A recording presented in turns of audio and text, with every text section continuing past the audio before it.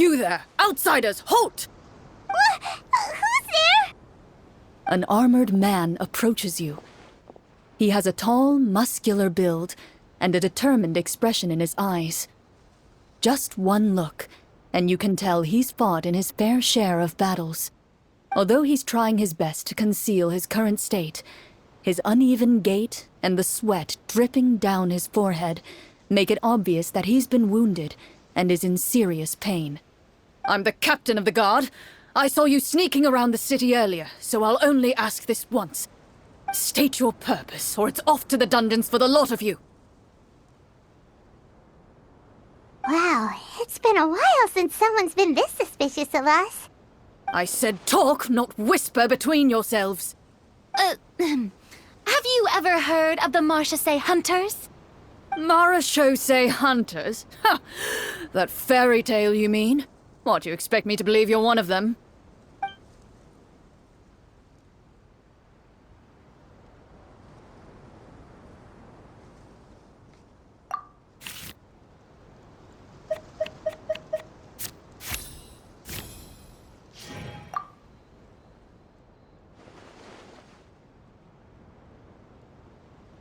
With some suspicion, the captain allows you to survey his condition after you announce yourself as a trained doctor. Unfortunately, you're unable to adequately assess the source of his injury, much less come up with a way to relieve his pain. I'm sorry. My skills are a little rusty. Well, this is no ordinary wound. It was inflicted by a monster. Now tell me, are you truly a Marechaussee hunter? He regards you with suspicion for quite some time, before shaking his head. Perhaps he's finally accepted that you're here to help. Sir, we were indeed in the city earlier, but our purpose was only to gather information on the monsters. We're here to help the city and all the people within it. Your guards are still fighting the monsters as we speak. They could be seriously wounded and in grave need of support. You need all the help you can get.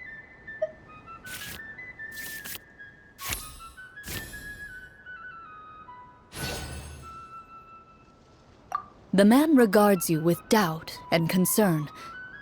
After a period of inner struggle, he lets out a long sigh and informs you of the locations where the monsters have appeared. Some of our new recruits have never even dealt with a petty thief, and now they're out there fighting monsters. If it weren't for this cursed leg. Oh, please, sir. Don't get too worked up. You need to focus on your recovery. Just leave the monsters to us. We're Marechaussee hunters, after all. Hearing you say that, a glimmer of hope flashes in his eyes. But it disappears almost as quickly as it came. Those monsters aren't easy to deal with. But if you insist on going, I won't stop you either. I just hope all the guards will be able to come back to their families alive. I wish you the best of luck.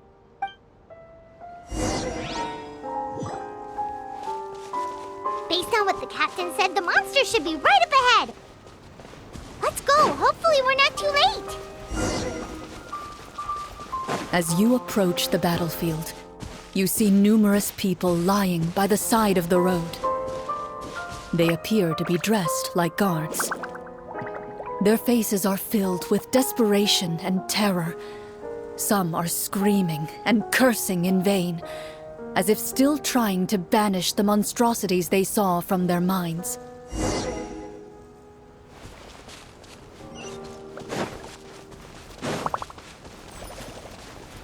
A few of the wounded look up at you in shock and disbelief. Quick, leave this place. Turn around and don't look back, they yell.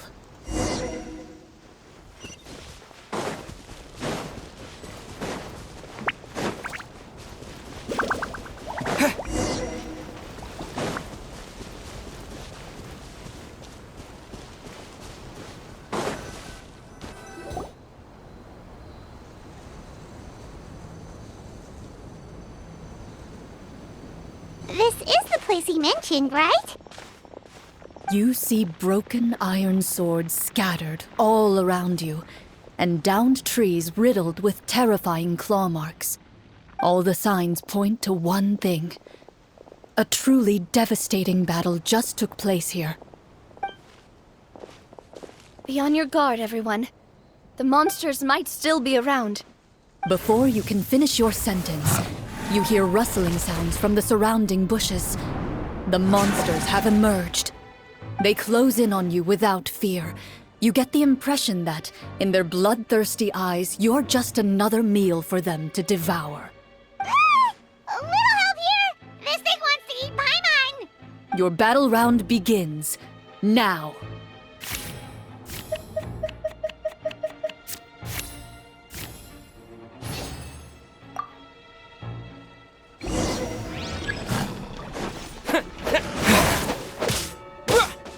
Water jet! Yeah!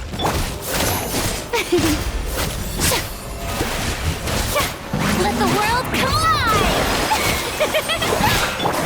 Now disappear! Hey there! The next battle round begins now.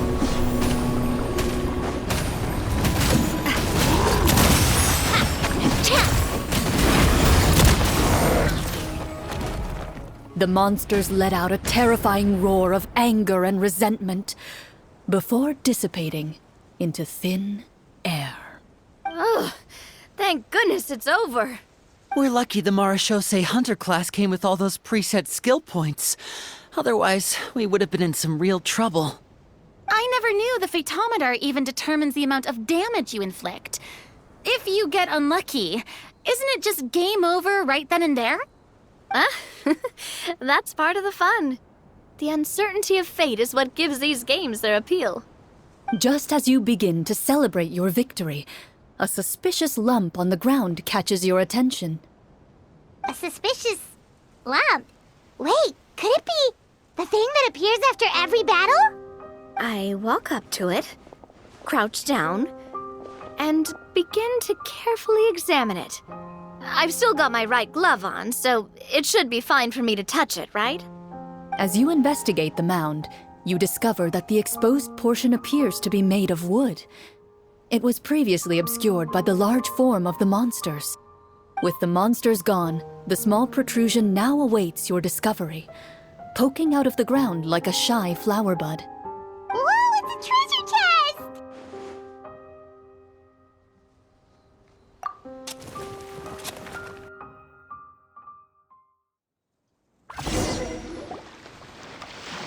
With everyone's help, you successfully excavate the wooden chest from the ground. Even without opening it, you can tell from the mora and jewels scattered around the chest that it must contain quite the fortune. Makes sense. We worked hard for this. Let's open it and we can share what's inside. I can understand your excitement, Paimon, but think about it. Doesn't it seem like there are people out there who need this treasure more than us? Yeah. Think about all the people suffering in the capital, or all those guards who got hurt fighting the monsters. Wouldn't it be better if we gave the treasure to them? Wait, is that how it works? Paimon thought since we were the ones to dig it up, we could just take it for ourselves. Well, let's put it this way. Any decision you make during a role-playing game can impact the future course of the story. But would the people really believe us? It's hard enough for us to prove we're Marashose hunters. What if they think we procured the treasure illegally? They might get even more suspicious of us. That's definitely something we should consider. Maybe we can come up with an explanation in advance. Well, if donating it could cause that much trouble, why don't we use it to buy some gear and fill up on good food? Then we'll be ready to fight even more bad guys. Looks like you're facing a difficult choice once again. Well, it's getting late. Why don't we call it a day for now? Wow, where did the time go? I'm not sure if it's because I'm having so much fun with you all or because the story is particularly enticing, but I feel like I could almost keep going. Here, here. Ooh, how about we play through the night? I'm not sure I'll have enough energy for that. Yeah, that won't work for me either. Lynette will give me an earful if I get home too late. I understand how you feel, Navia, but we have to change venues for the next part of the story anyway. Huh? Another location? There's a special note for the GM at the end of this section that says to proceed to an indoor set for the next part of the script. Whoa! They really pulled out all the stops for this new script. Well, even if we end the game for the day, we can still stay a little longer and hear Clorinde finish her story, right? Paimon wants to hear more about the history of the hunters. Something tells me you just want to finish the free desserts before we break for the day. That's just a coincidence, okay? Besides, to Paimon, not finishing free food feels even worse than having to buy her own. And anyway, Paimon really does want to hear more about Clorinde's master. Well,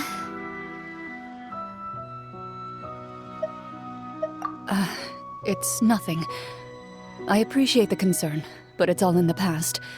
It won't do any harm to share these things now.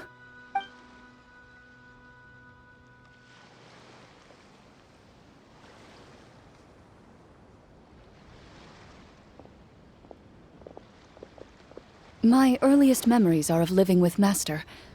According to her, she saved me from certain people of ill repute. My birth parents had left me behind some time before that.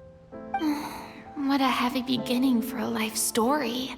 Master was a fascinating individual, if inexperienced in the ways of raising children. My first ever toy was a short sword. Although I suppose it wasn't so much a toy as something Master removed from her waist and handed to a noisy child in need of distraction. Oh wait, so she handed an actual sword to a child? Isn't that dangerous? Did you hurt yourself? Of course I did. I cut my palm and bled quite a lot. But Master was not concerned. She just stood there and casually lectured me about it. See, that's what you get for not holding the sword properly, she told me. She then crouched down next to me and said, "Give me your hand. I'll teach you to bandage this wound. After that, it's time to learn how to truly hold a blade." Excuse me for asking this, Clorinde, but how old were you exactly when all this happened? Probably around, 3, give or take. 3? Isn't that when most kids are still struggling to hold a fork? As I said, Master was rather inexperienced in the ways of raising children. She believed trial and error was the best way to teach a child what they're capable of. I'm not so sure this is a question of experience. I didn't see anything wrong with her ways at the time. And anyway, children don't get to choose how they're raised. Oh, she did bring me back a pet from Liyue once. It was a Geovishap hatchling. A Geovishap hatchling? For a pet? That seems even more dangerous. What she said was this: make sure to get along, you two. If you really can't agree on something, just settle it with a fight. Whoever loses is the real pet. And how old were you when this happened? 5. Well, did you win? No, I lost.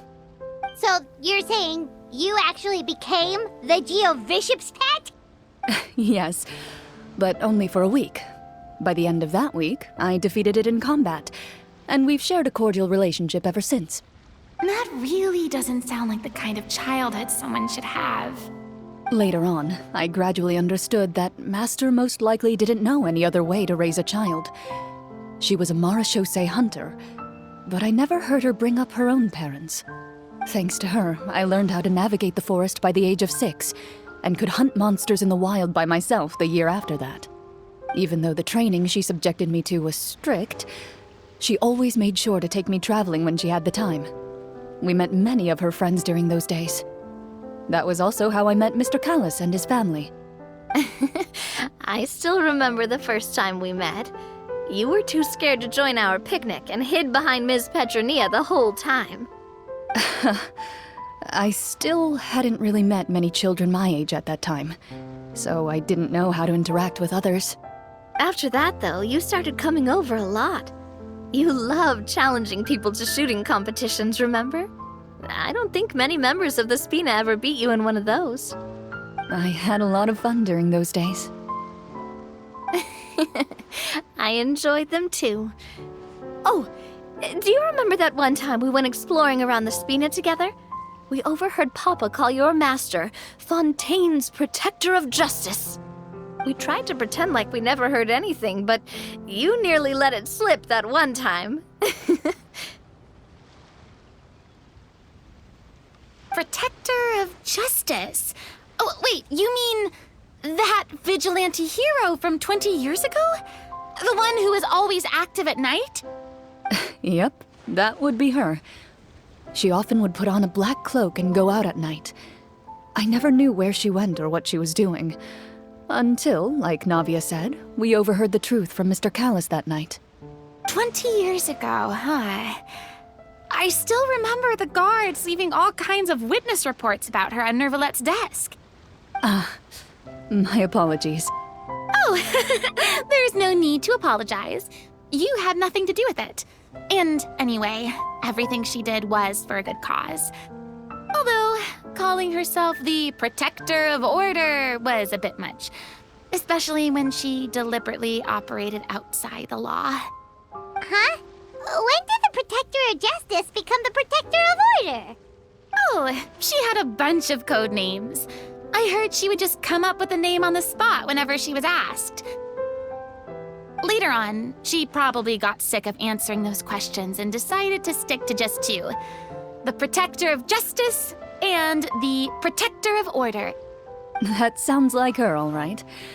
I bet she forgot which of the two she'd use by the time she got back each night.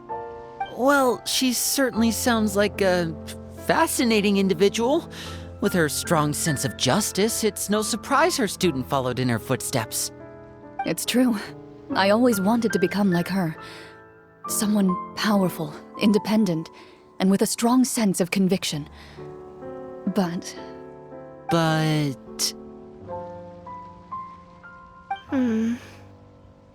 She suddenly disappeared the night I turned 10 years old. Disappeared? What happened? I have no idea. She didn't even leave a note. I was never able to find out where she went. That night, I was celebrating my birthday at Navia's house. But Master never came to pick me up. When I returned home on my own, it was to an empty house. When she still didn't appear after a few days, I went to Mr. Callis's house to ask about her whereabouts. But he only shook his head. Papa probably didn't know either. I know he sent a few people to investigate the matter in secret, but they never found any credible leads.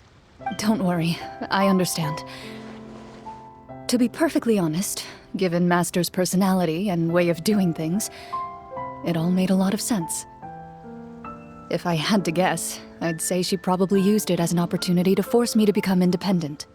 Just like how, when a litter of kittens reaches a certain age, the mother willingly leaves them behind. Were you upset, Clorinde? I was at first, but not anymore. I don't believe Master would suddenly disappear for no reason. There must have been something she just had to do. Well, despite everything, you still managed to follow in her footsteps and become the greatest champion duelist in all of Fontaine. You're practically a living symbol of law and justice. I suspect my position would be far too by the books for her. Master always did whatever she pleased. But you're right. I suppose I do take after her in some ways. Who knew Clorinde had such an interesting past? I never had the chance to ask her about it before. I wonder... if Clorinde's master were the champion duelist back then, would that duel against Mr. Callis have gone differently? Oh no. Judging by the atmosphere, Clorinde and Navia are probably thinking something similar. The mood just got super awkward all of a sudden. Well, anyway. Would you look at the time? It's getting dark, so we should probably call it a day for real this time. If we keep talking like this, we really will be here all night. I had a great time today, Miss Clorinde. Thank you for being our GM. Anytime. The script was good, but I've got to say, your childhood stories were even better. Hey, you should tell us more about that fight against the Geo-Bishop sometime. Maybe your master was onto something. You could be right. What does she mean, onto something? I certainly don't know any 5-year-olds who want to fight a bishop in their spare time. Guess I'll head back as well. I need to save my energy if I want to continue enjoying the story tomorrow. You're that excited to hear about my fight with the bishop? I was talking about the script.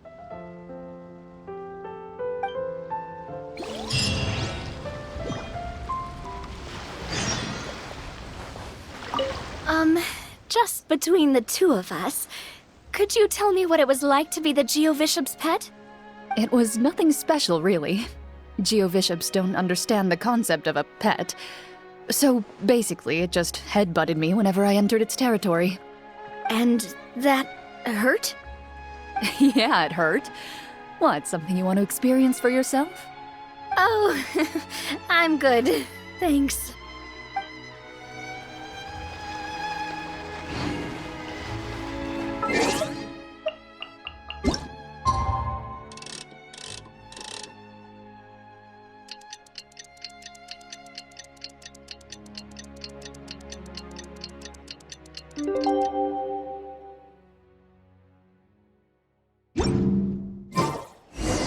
Let's go meet up with the group! Paimon's really looking forward to today's story.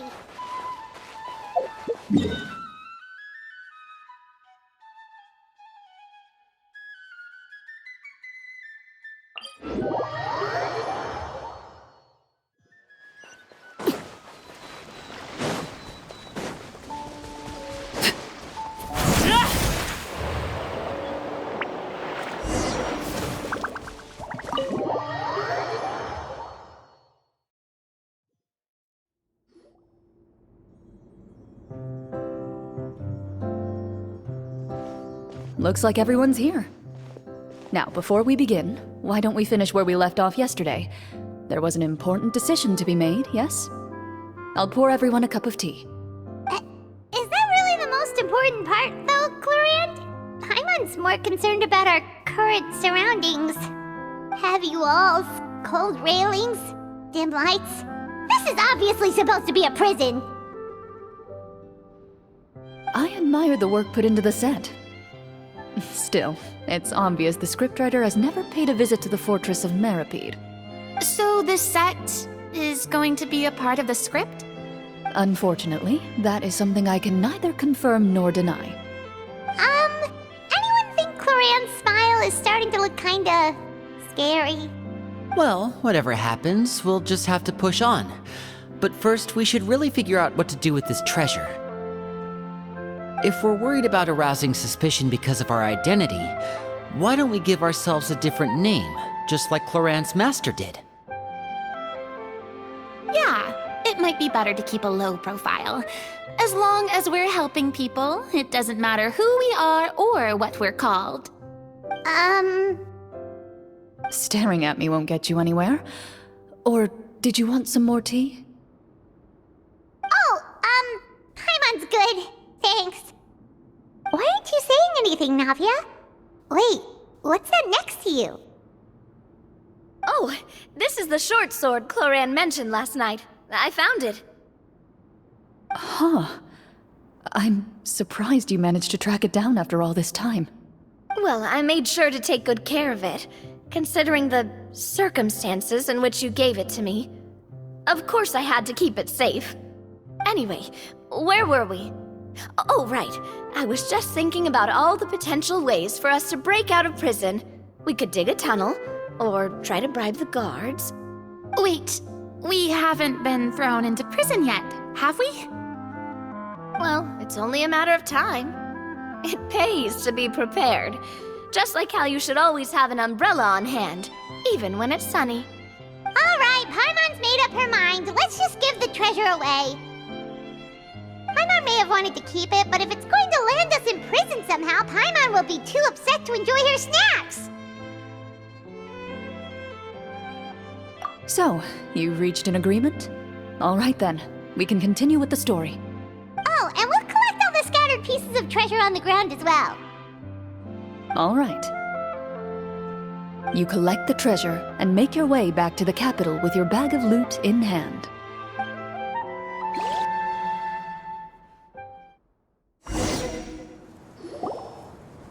The city is still shrouded in a gloomy, oppressive atmosphere, but your spirits are surprisingly high. In places where sunlight struggles to reach, you generously share your wealth with the children, the elderly, and the poor in urgent need of help.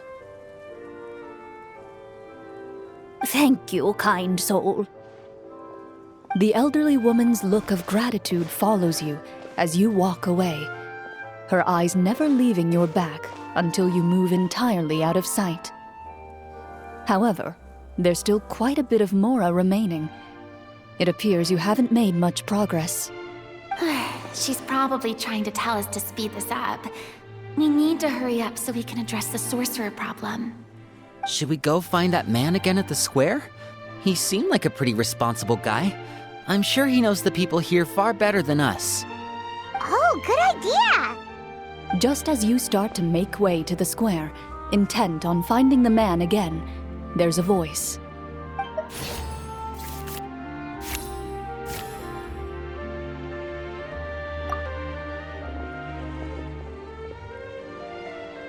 Please wait, distinguished guests. Several strange guards suddenly call out to you. They run forward to meet you and proceed to politely pay their respects. Greetings, gentlemen. Are we being invited for afternoon tea? Surely you jest, my lady.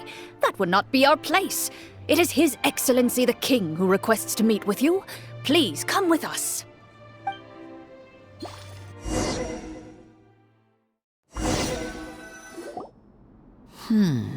Do you think this could be a trap? Well, we have to investigate the court at some point, right? Meeting the king himself would be a fantastic opportunity to do that. I say we go for it.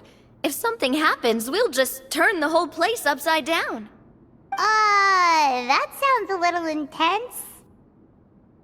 After a quick discussion, you nod to the guards and agree to follow. They lead you all the way to the audience hall of the palace. Gilded tables line both sides of the hall. The space itself is adorned with all manner of expensive antiques, glass shelves, and silver candlesticks. The items appear quite ordinary in size and dimension, yet their presence somehow makes the emptiness of the hall feel even more surreal and ominous. Wow, it's so luxurious! The elderly king, clad in a magnificent robe, sits upon the deep crimson throne before you. He wears above his head a majestic crown, with a gemstone the size of a bird's egg set right at the very front. As you observe it, you see a complex pattern of light reflect off its surface. They're here, Your Majesty. A man dressed in dark clothes, likely a minister, shields his mouth with his hands and bends down to whisper a few words to the king. After a moment, he lowers his hands and stands back up. His gaze shifts to fixate on your group, but he does not move from his place at the king's side. The king does not appear entirely aware of his surroundings. The man by his side, though, we should keep a close eye on him. The king remains still and says nothing. The minister is the one who speaks. Esteemed guests, allow me to thank you for coming to our faraway kingdom. Unfortunately, His Majesty the King finds himself quite exhausted from work. So please allow me, his Prime Minister, to welcome you in his stead. I've heard tell that your group, the Marechaussee Hunters, used your exceptional ability with the sword to repel the monsters near the capital. Such a great deed deserves to be rewarded. However, seeing that I was not fortunate enough to observe such a feat with my own eyes, you'll forgive me for seeking to verify the truth by speaking to you myself. Well, we've got nothing to hide. You brought us here to talk, right? So we'll just explain what happened.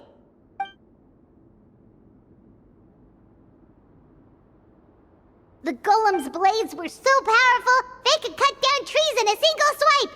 It took a lot of effort to defeat them, even for trained swordsmen like us. Well, that was enough details, right? Believe us now? Your account does indeed match those of the survivors. Since you were the ones who defeated the monsters, that must mean you are also in possession of the treasure they stole? Well, we did take the treasure, but...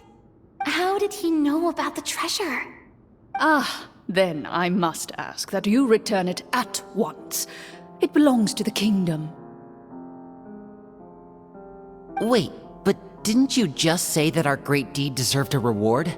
Shouldn't the treasure be considered a part of that? Yes, that was indeed what I said. But you seem to have forgotten a very important distinction.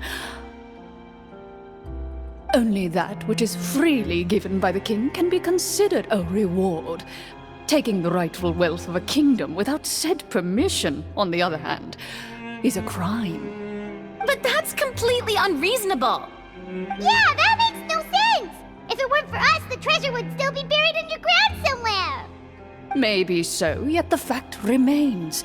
You tried to dispose of the treasure without reporting it to the court and without receiving permission, yes? What, no answer?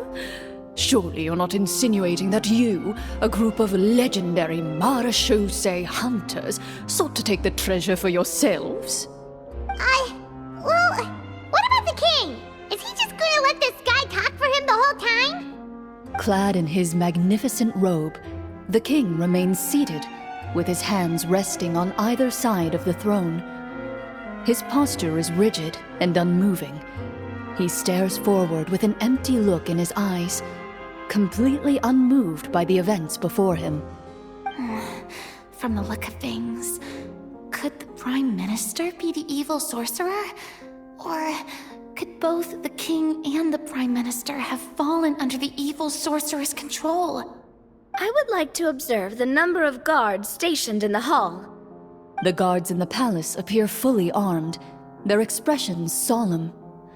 Sensing the tense atmosphere in the room, they stand at the ready, each with a hand placed upon the hilt of their sword, as if prepared to draw their weapons and surround you at a moment's notice. Well, there goes my plan to turn the whole place upside down, I guess. It appears we've been visited by nothing more than a group of ill-intentioned imposters. What a pity. Guards, take them away and throw them in the dungeons. Before I decide your fate, however, I must first determine whether you have any accomplices outside the court. Can't we try to slip away? Or maybe start some kind of riot? But if we try to fight the guards right now... Don't worry. At least we figured out who's behind all this. Let's just play it by ear. If you're scared, Paimon, just hold my hand. Thanks, you guys. You allow yourself to be led away by guards surrounding you on both sides.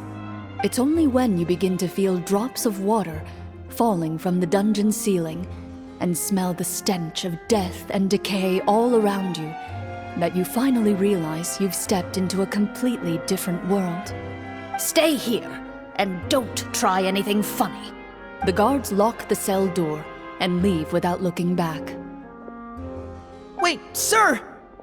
Your voice echoes through the dark hall, but the only response you receive is the sound of water dripping from the ceiling. No! What should we do now? Carve out a new path of fate with our own two hands, of course. I draw my weapon. You reach toward your waist, but find nothing there. You now recall that your weapons were confiscated before the guards locked you in the cell. The bag of treasure along with them. What about that knife I hid in my boot? When did you hide it in there? When I was thinking about digging a tunnel. Rejected. You failed to inform the GM of this course of action. Moreover, the guards would have conducted a thorough search before throwing you in prison. And the keys to the cell aren't anywhere to be seen? Correct. You don't even feel a lock hole on the cell door. Oh, well, There goes all our plans. Indeed. Huh? Why are you the one saying indeed? Because that statement holds true for me as well. This is where the script ends. What? But that's a terrible ending! Generally speaking, this should be the point where the scriptwriter gives the players some kind of hint, or gives the GM some kind of code for how to move forward. I mean, maybe they just really wanted us to be immersed in the feeling of being in prison? Like, they'll only show us the way out once we've grown truly and utterly desperate? That is a possibility. If only there were desserts and tea in real prison. Oh, wait, guess it's kind of how the Fortress of Meripede works if you're lucky. Oh, before I forget, Navia, the short sword you had with you earlier. I took a closer look, and the craftsmanship doesn't appear to resemble anything from this era. If I remember correctly, that style was last in vogue several hundred years ago. Wait, Clorinde said that sword used to belong to her master, right? Does that mean her master has been alive that long? I doubt it. The way she went about things often made her seem childish more than anything. I'd say the sword was most likely an heirloom passed down over time. Hang on. A precious heirloom passed down to you by your master. And you gave it to me just like that? You weren't worried I might lose it? Master left many things to me when she disappeared. There was the sword, an old key, and a good amount of junk she probably just didn't want to take with her. I gave you the sword back then, because I didn't want our friendship to end. Wait, when did this happen exactly? After the duel. Between Mr. Callis and myself. Before that, Clorinde would have meals with us and even stay over at the Spina some days. She was on great terms with Papa as well. After the duel, though, there was a period of time where we simply didn't know how to face each other. She entrusted this sword to me, and never came back. We were both sad, and conflicted, and totally overthinking everything as a result. Whenever I looked at this sword, I couldn't help but wonder. If Miss Petronia had never introduced us to each other at that picnic, maybe part of the sadness I was feeling could have been avoided. Back then, it felt like I hadn't just lost a father, but a close friend as well. No one can change the past. The most important thing is that you two found your way back to each other and can enjoy things like this together. Yep, you're right. I'm sorry, you two. I didn't mean to bring up any sad memories. Think nothing of it. No one here is at fault.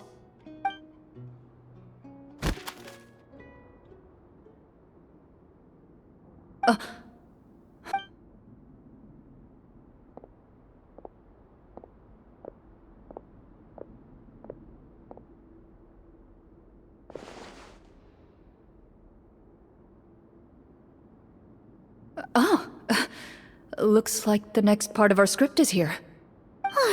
Perfect timing. The situation was really starting to get desperate.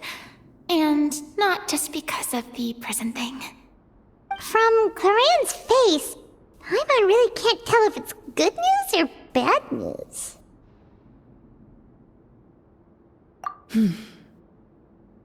Water continues to drip from the ceiling. In this lightless dungeon, you lack a reliable way to tell how much time has passed. Eventually, you get used to the unpleasant odor of straw, mold, and rust, and find yourselves alternating between fits of drowsiness and despair. Suddenly, you hear footsteps outside the door. Heads up, everyone. Someone's coming. Gather close, everyone, and keep your voice down.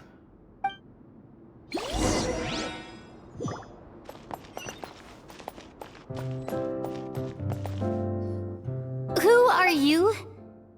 I work as a guard in these dungeons, but my true identity is the same as your own. I'm also a marechaussee hunter. Huh? already sent away the other guards, but if we make too much noise... I understand, but how can we be sure we can trust you? The king has issued a formal decree. In light of the irrefutable proof of your crime, you're to be executed before tomorrow's sunrise. If you want to escape, it has to be now. Executed? We barely did anything! Monsters appearing at the same location as the treasure. Could this entire thing have been a trap?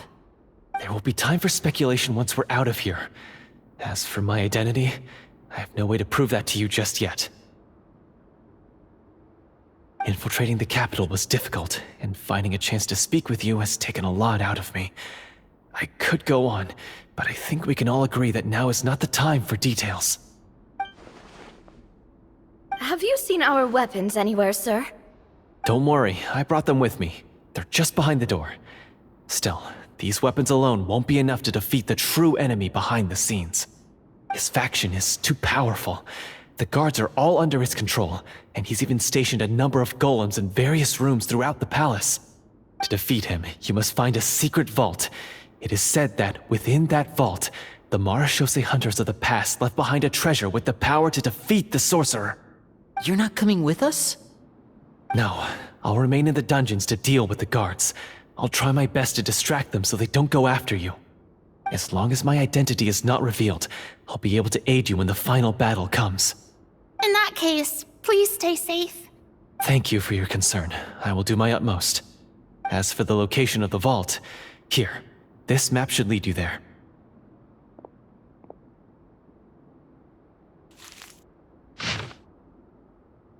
Got it. All right, once I open the door, remember to stick close and refrain from making any noise. I'll lead you out of here as quickly as possible. You now have the chance to restore the honor and legacy of the Marachose hunters. So please, get out there and reclaim what's ours. And be sure to exercise caution. With the help of the guard, you successfully escape the dungeons. Your sense of despair and anxiety both seem to fade as you continue your quest.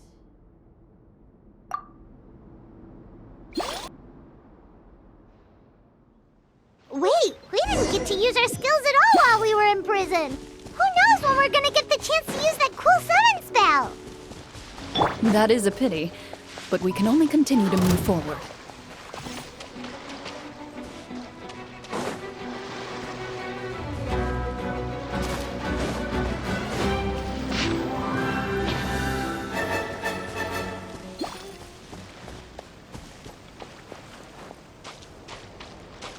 Into the shadows.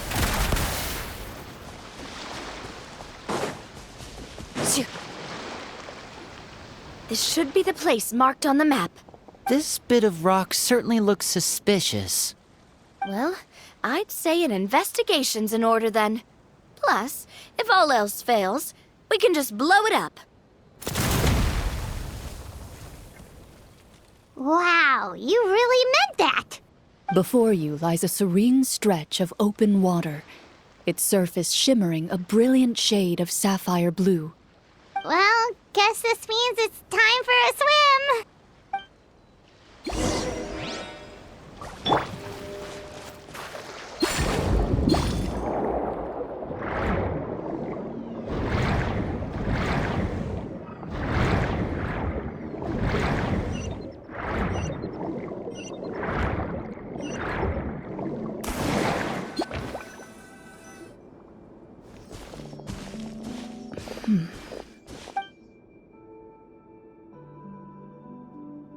What's the matter?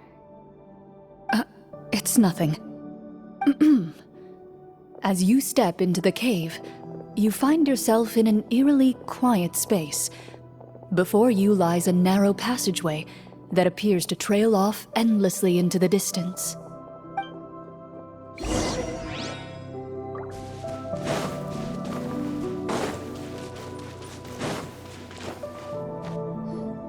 Wow, this must be where the treasure is hidden! But this door is blocking our way in. It almost looks like it's been here for quite some time. I've got to hand it to the tabletop troupe. They really went all out with the props. Huh. What have we got down here? A kind of mechanism connected to the door? Ah, it looks like we might have to arrange it into a certain pattern. A pattern on a stone door. That's something Master mentioned before. Is something wrong, Clorinde? After a long, difficult journey, you finally arrive at the location indicated by your map. It appears to be an ancient site of some sort, where treasure likely awaits. Your surroundings are exceedingly quiet and serene, as if the secret that slumbers here has never once been disturbed. If you listen closely, you can almost convince yourself you can hear the sound of its calm, gentle breathing. That description makes Paimon feel kinda bad for disturbing this place. We're doing this for the sake of the people, to free them from the evil sorcerer. I say it's time for this treasure to once again see the light of day. Linny's right. We need to keep going. The future of the kingdom depends on it. The next part of the story requires us to solve the puzzle, right? Let's start exploring the area. Yes, that should be fine. Something feels off about all this. Guess I'll just have to improvise.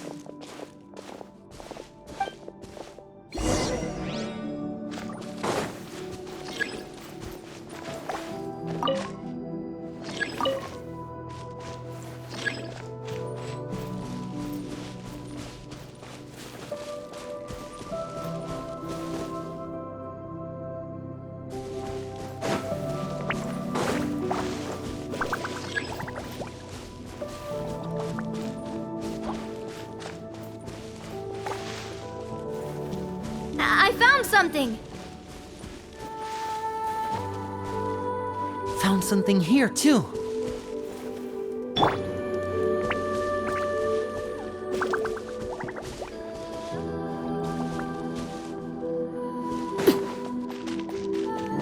Same here!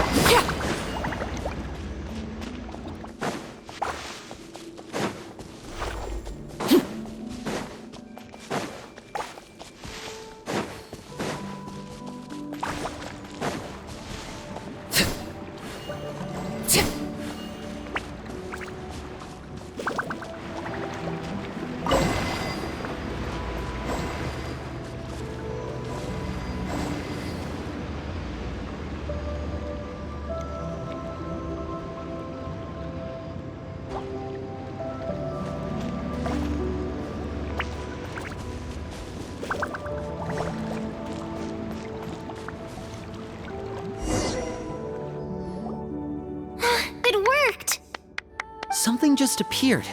Some kind of new mechanism, maybe? By solving the puzzles, you prove yourselves worthy of inheriting the secrets of the past.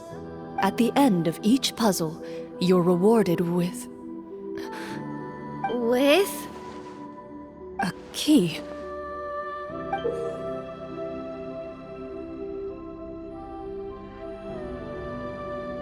Oh, it must be the key to the big door. Huh? This is one of the Marechaussee Hunter keys that are passed down from generation to generation. It looks just like the one Master passed down to me. It is said that 4 keys in total are required to form the final, complete key. And it seems like we just collected 3 of them. Huh? What's wrong? You hear a few strange noises. Suddenly, all the torches in the ruin go out at once. Huh? What's going on? Did we fall into another trap? For the sake of immersion, please close your eyes, everyone. Without the torches, the space is now completely dark, and you cannot see anything.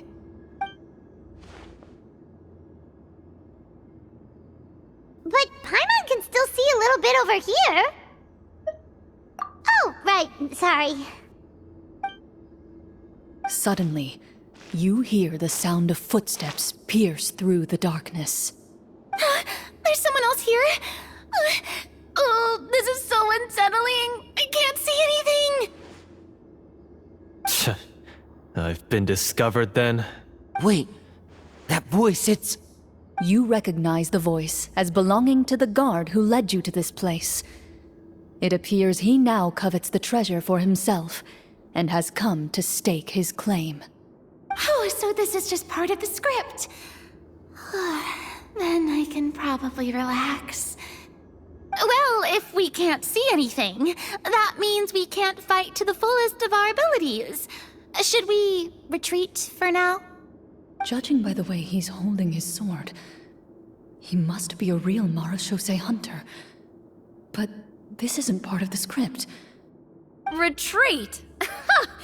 That's not the hunter way. If it's dark for us, then it's dark for him. We choose to fight. Your choice is noted. Please keep your eyes closed until I tell you the torches have been relit. This battle will be in the dark. You got it! Well then, let us begin.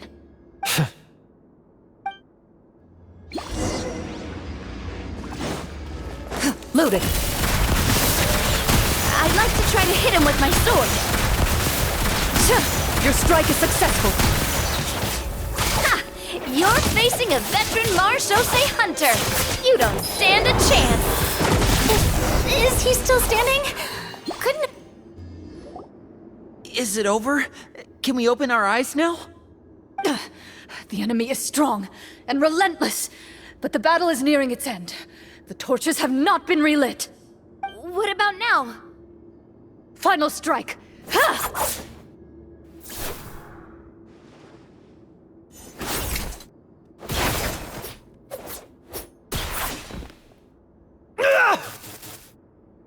Well, did we get him?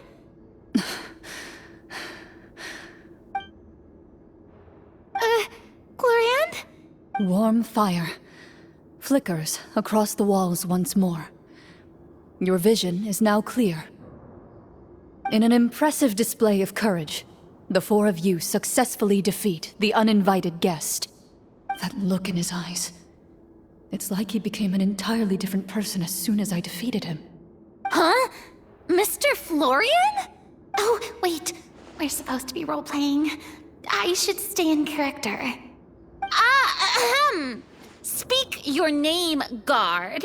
Why did you lead us here just to betray us?